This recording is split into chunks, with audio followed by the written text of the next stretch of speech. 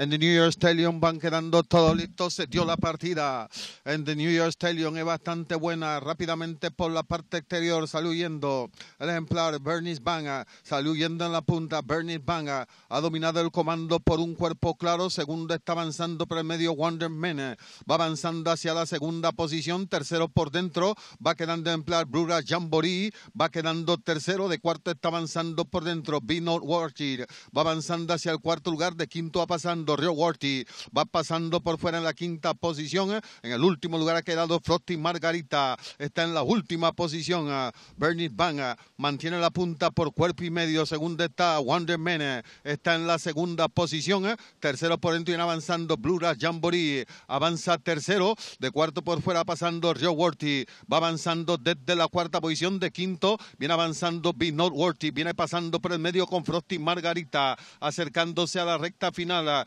el comando lo sigue defendiendo, Beers Ben mantiene la punta por medio cuerpo, por fuera va pasando Wonder Man, va pasando por fuera y más arriba, viene avanzando Brura Jamboree, va pasando por fuera, Eva Juba Jamboree, va pasando con Be Not Worthy, que va pasando por dentro, Be Not Worthy ha dominado el comando por dos cuerpos con Rashid Maraz, Be Not Worthy, tres largos llegando a la meta, va ganando Be Not Worthy con Rashid Maraz, se gana la estelar, segundo está arribando Frosty Margarita, tercero está arribando Brura Jamboree ahí sobre el ejemplar Wonder Man.